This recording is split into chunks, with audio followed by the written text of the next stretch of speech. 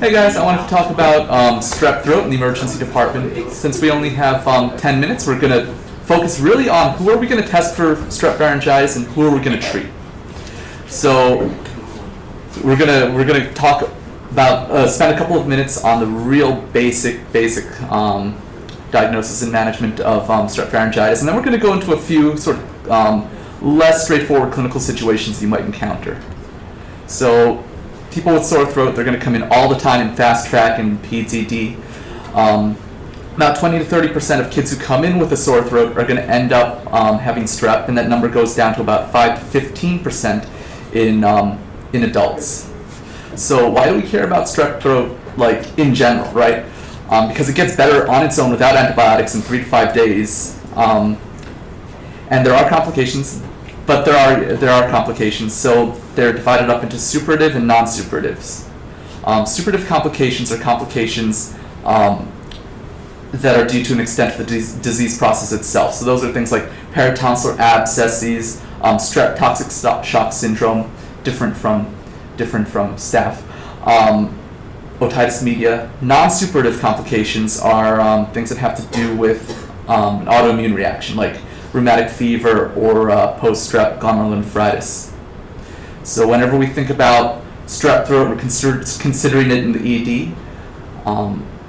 The first thing we think of is the Centor Criteria. So it was developed in the 1980s to try and reduce the amount of antibiotic usage. It's gone through a few different iterations. The most up-to-date iteration of the Centor Criteria is this 5-point scale. It takes into account age, fever, exudates, adenopathy, and the absence of a cough.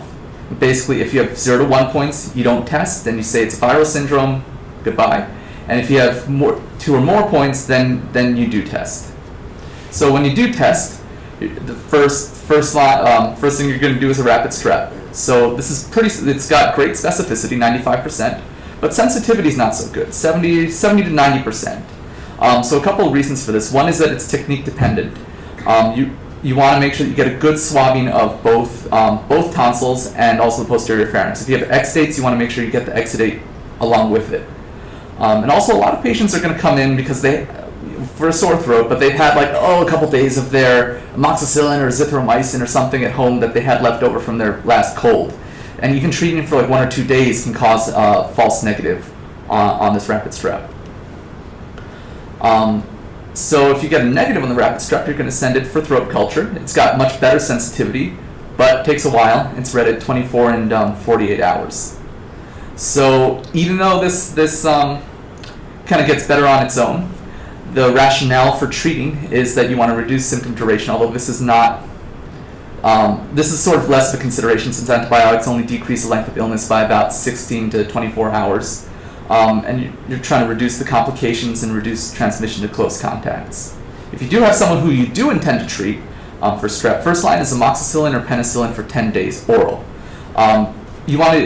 They recommend amoxicillin more for kids because the liquid version tastes better than the penicillin.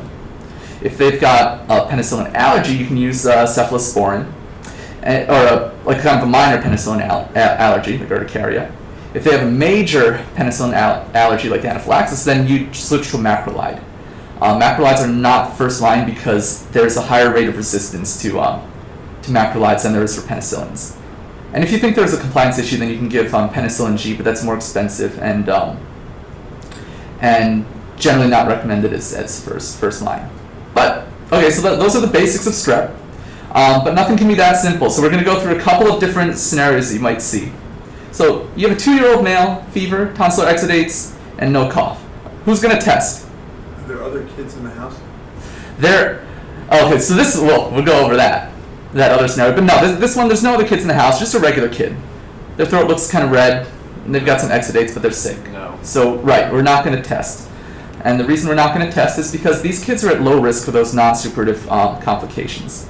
So to get post-strep and post-strep glomerulonephritis and rheumatic fever, your immune system needs to be sort of kind of primed by multiple prior exposures to strep.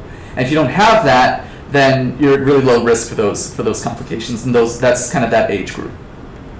So what about this? you have a 5-year-old, sore throat, fever, exudates, anterior cervical lymphadenopathy. It looks like strep, it tastes like strep, it smells like strep. Do we even need to test? Or can we just like be like, oh, well, why are we testing? Why are we doing throat culture? If we test and it's negative, then is it worth testing? Do we think it's a false negative? So, yeah. Kyle, about the last question. Yeah. I was just on peds, and we obviously didn't test a lot of these young kids, but what's the hard age cutoff? Is it 2.5, 3? It's 3. Based on the Centor Criteria, it's 3. Okay. And in the sources I've read, that's kind of what it is. So for these people, the Centor Criteria itself says that if you have a high Centor Criteria, you can consider rapid strep testing or culture.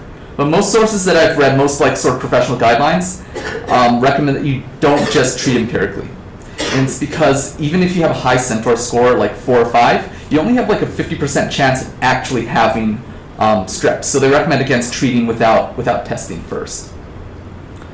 Yeah. So case 3. Let's say you have a 5-year-old, comes in with a sore throat. He's got cough, diarrhea, conjunctivitis, he's afebrile, there's no lymphadenopathy. Who's going to treat? Nobody, right? Because he's got a Centor score of 1. It's probably viral. But let's say, what if you have like a really go-getter med student, and they say, oh, Kyle, look, I did the strep test, you're going to be so proud of me. And you're like, oh, thank you for that. So hopefully it comes back negative, but what if it comes back positive, right? What do you do with that? So if you have a low Centor score and a positive rapid strep test, then and what's most likely happening is that they're asymptomatic carriers who are kind of colonized with strep. And that the sore throat is due to like a viral syndrome.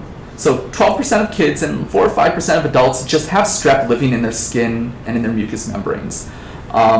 They could have gotten colonized from either a prior strep infection or like close encounter with a sick contact. And these people can be like strep positive asymptomatically for weeks to months. But there's no, as far as I could tell with my reading, there's no good cutoff for how long this actually lasts. And most of these, some of these carriers will develop symptoms eventually, but most of these are asymptomatic. So, yeah, so that's what you would do in that case. The 4th case, let's say you have a 5-year-old male, asymptomatic, but mom brings him in because his sister has strep pharyngitis. She took the sister to their pediatrician, and they got throat swab, and they're on amoxicillin right now. Who would treat and who would not? What would you do? Would you test, or would you just say, that's probably fine, go home? Right. So whatever you're thinking, you're both right, because it depends kind of on their history. So for a regular kid without any other issues, most of the time you would just send them home and say, all right, expectant management. But there are certain cases in which you would actually treat these kids. So if the kid has had a history of rheumatic fever, or if they have any family history, anyone who they have contacts with rheumatic fever, you're going to treat. So for the contacts, you want to try and prevent the kids transmitting it to the rest of their family who are at risk for rheumatic fever. Also, if there's a community outbreak in Group A strep, or if there's an outbreak of a particular strain of strep that's causing a lot of rheumatic fever or post-strep glomerulonephritis, then you would also just empirically treat these people. But in most kids, you don't. So just keep in mind that keep the Centor Criteria in mind. You don't just reflexively swab everybody for a sore throat, and just remember, don't test if you're not gonna treat, because curiosity is not a valid reason to get a test. All right. So Yeah. if your kid's under 3, Yeah. but there are other kids in the house which are older than 3, Yeah. are you concerned about the younger kid transmitting to the older?